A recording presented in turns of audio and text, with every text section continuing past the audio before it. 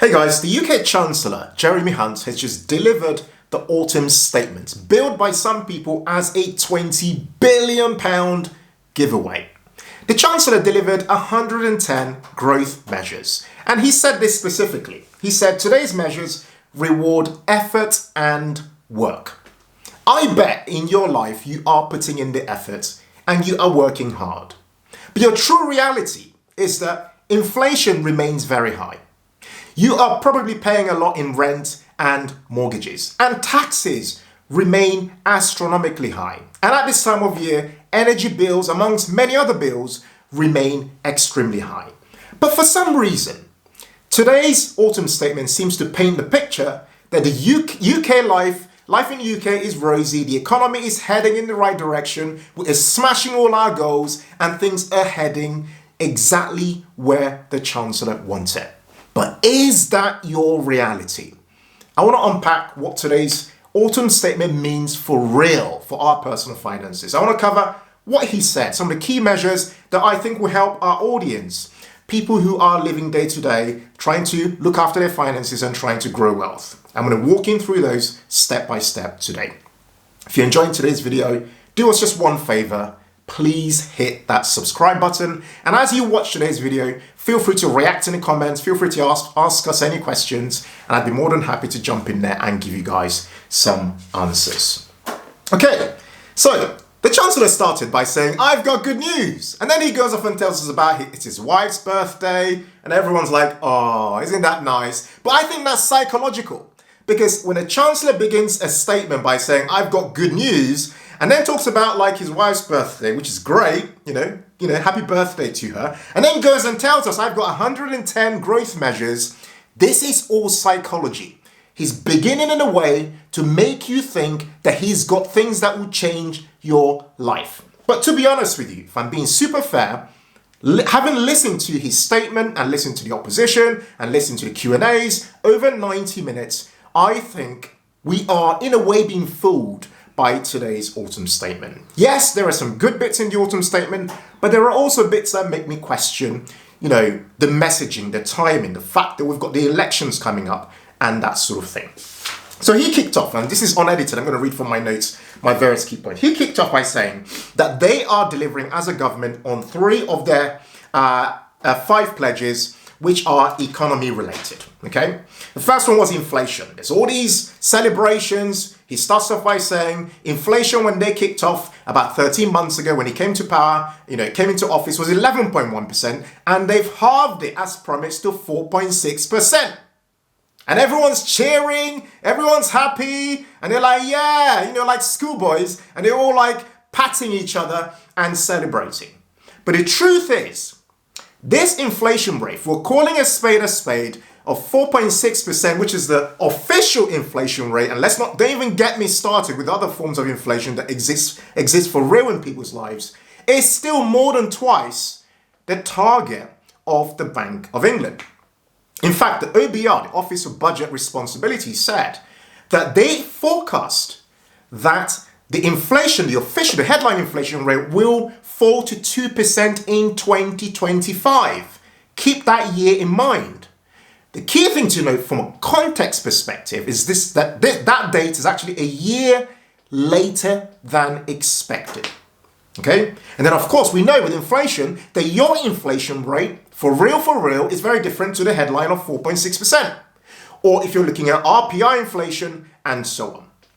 Okay, so even though, there's all these celebrations of we've met the reality of, we've met our inflation target of it falling from 11.1% to 4.6%, and they're all celebrating for political reasons, bear in mind that, as we know, because we're not foolish people, that the reality is that inflation remains very high. And this is the real way we're actually being robbed.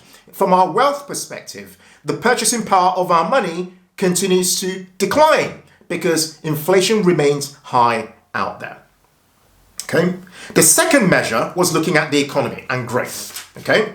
And what I thought was interesting was the Chancellor read out OBR's forecasts. Okay. He just reads the numbers out. He's like, 0.6% growth forecast for 2023, 0.7% for 2024, 1.4% for 2025, 1.9% for 2026, 2% for 2027, and 1.7% for 2028. Now, those numbers might sound okay-ish to you, except he doesn't give context. There isn't transparency. He's just reading these numbers out to effectively support the idea that the UK economy is booming and things are taking off. But if you pay close attention to what's actually going on, if you've been following what's been going on, you'll know that there are some cuts, actually, to the numbers that were mentioned by the OBR, the Office of Budget Responsibilities, back in March. Okay, and here are the cuts. In 2024, next year, the Chancellor said he's expecting a growth rate of 0.7%. However, this was cut from 1.8%. So it's gone down from 1.8% to 0.7% for next year. For 2025, that key year I talked about, that they're expecting inflation to hit 2%. Again, he said 1.4% is the expected growth for the UK, but there's a revision down by the OBR from 2.5%. Now, I have to give them one positive, which is that the forecast for 2023 was revised up from 0.2% to 0.6%. What am I really saying here? What I'm really saying here is all this talk about things being positive and things heading in the right direction and blah, blah, blah, it's all designed to paint a picture, to effectively tell us what we want to hear ahead of what will become a critical election year next year. Okay, and it's for you to decide. I'm just here to tell you like my own observations, and you can tell me what you think in the comments. Now, I want to just cover certain other areas that he talked about step by step relating to our audience here. I want to talk about pensions first. And speaking to pensions, one idea that was presented, which I thought was actually a really good idea, was this idea of a pension pot for life. Okay, there's a new consultation that's been put out for employees. The idea is for employees to be able to ask a prospective employer to pay their pensions into their existing pension schemes. Yeah, so you're not sitting there with a new employer, you got a new pension scheme, another one with a new pension scheme. You want to be savvy, you want to be able to manage your stuff maybe all in one spot, which I think is great, one pot. Yeah, and you're able to then negotiate fees and go to a pension provider that offers competitive fees for your pension scheme, and you can keep an eye on performance and so on. Now, this is important for other reasons, because research by the Pensions Policy Institute shows that 2.8 million, there are 2.8 million, around 2.8 million lost pension pots at this very moment in the UK. And there'll be many other benefits if this came into the picture. Okay? Now, again, skipping, and I'll come back to these other measures I'm going to share in a minute, but I want to go to the ones that speak to our audience specifically. ISAs, okay? Individual savings accounts are to be overhauled to enable savers to pay into multiple accounts for the first time from April next year. Okay, this is important. However, do note that the limit remains £20,000 of tax-free contributions into an ISA. However, the rules will also be changed to allow the ISAs to invest in long-term asset funds in illiquid asset classes like private equity and real estate. Okay, this might mean we might see more REIT funds and that sort of stuff. You know, who knows? Okay. Now I want to circle back and speak to some other areas. Okay, that benefit other people in our community. Here on our channel and in other spaces where this video might be aired. For example, speaking to benefits specifically, universal credits are being increased by a higher rate of 6.7% in line with September's inflation numbers rather than the lower 4.6% October inflation number, which is good news. The numbers seem to work out to be about a benefit of about £470 additionally, thereabouts, for 5.5 million households, according to the Chancellor. Other measures include another area of pensions, looking at the state pension, is the triple lock. The triple lock has been protected and it's been uprated by 8.5% to £221.20 per week, which is going to be taking effect from April 2024.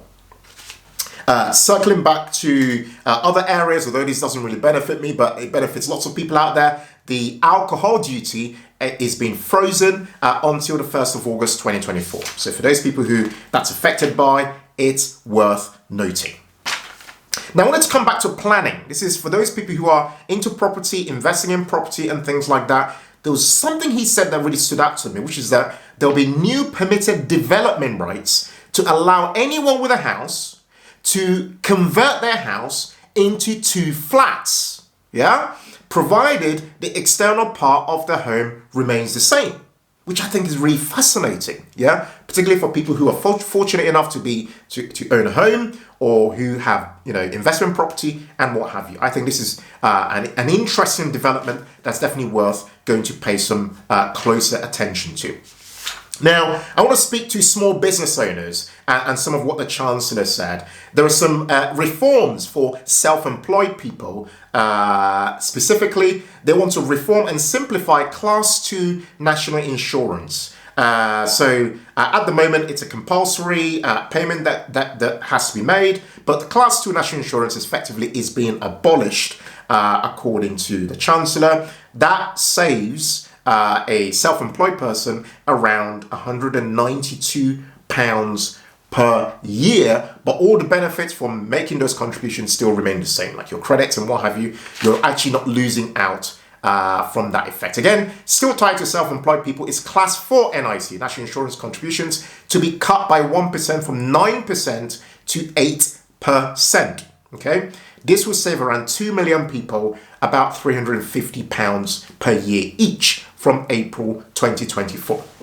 Now, there was one big item that really stood out, this idea of full expensing. So a bit of background: if you invest in machinery and equipment and what have you as a business owner, boring accounting, usually that investment you make in equipment is usually capitalized, which means they put it on a balance sheet and then gradually it gets depreciated every year, creating a proportional charge to your profit and loss account. Yeah, meaning that every year you're paying more tax.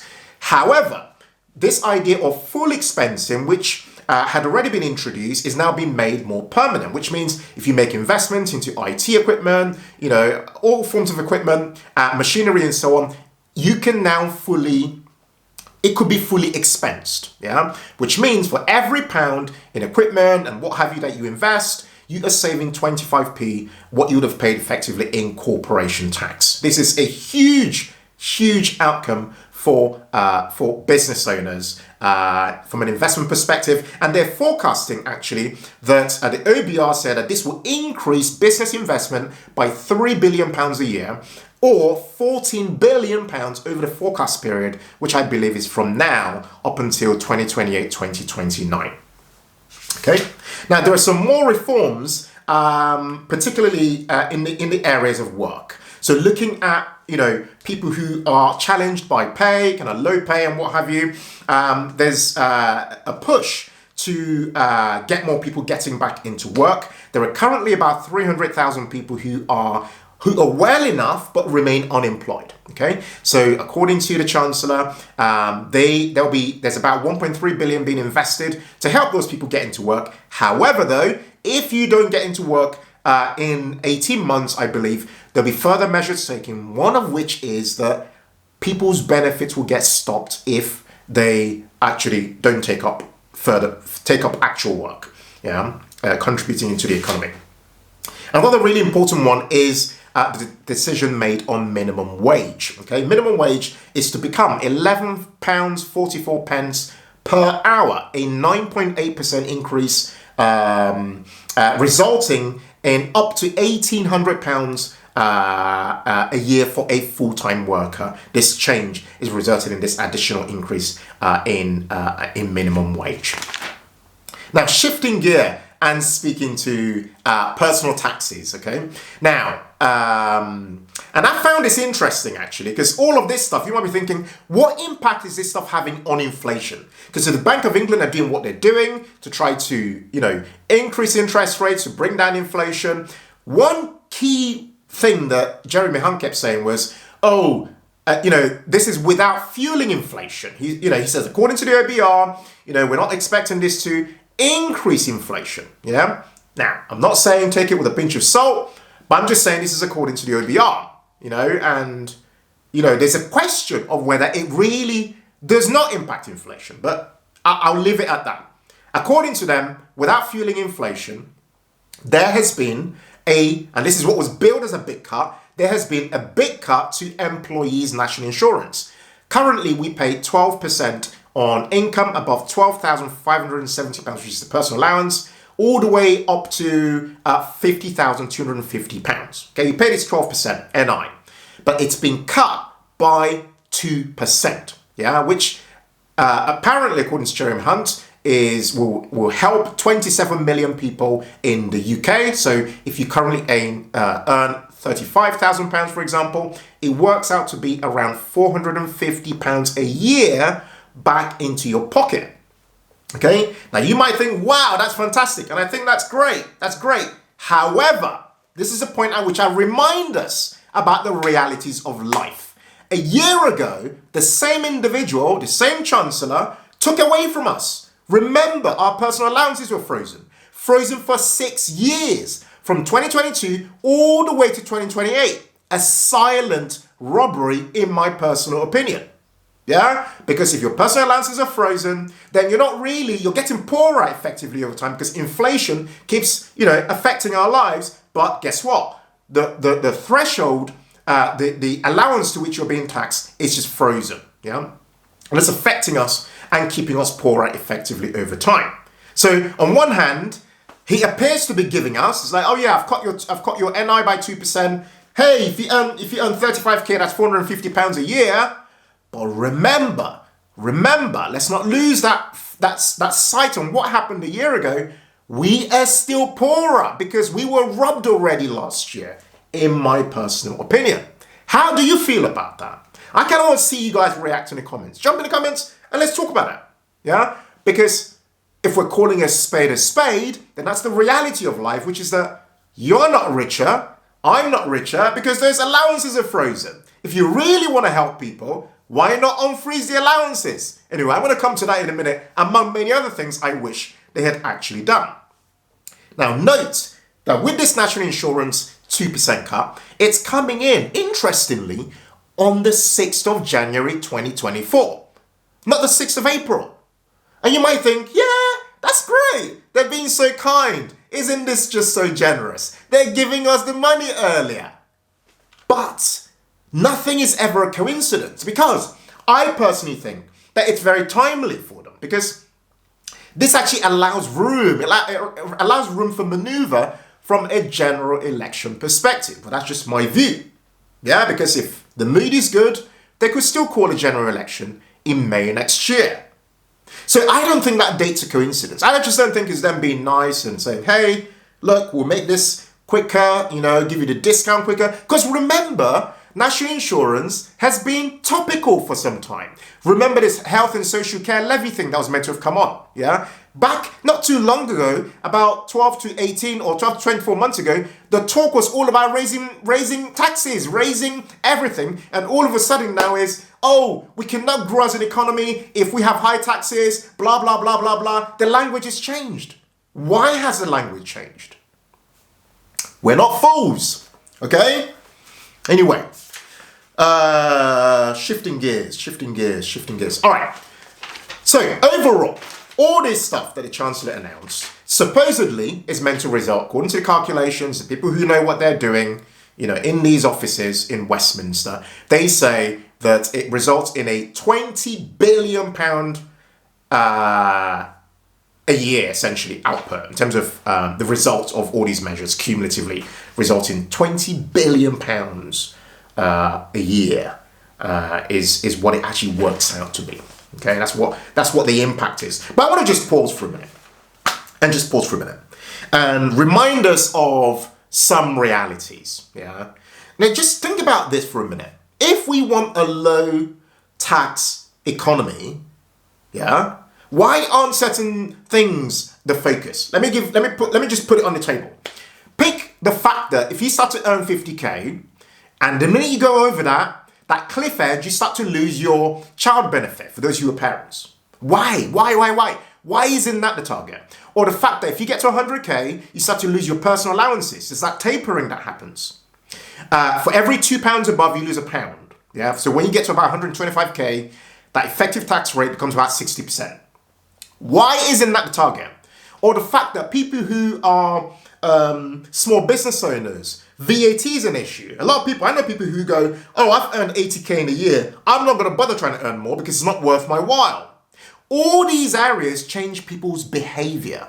And there's a talk about productivity, boosting growth, blah, blah, blah. But for real, if you really want to help people and cut taxes, why not focus on those various areas? Or even the fact that energy prices remain really, really high for people.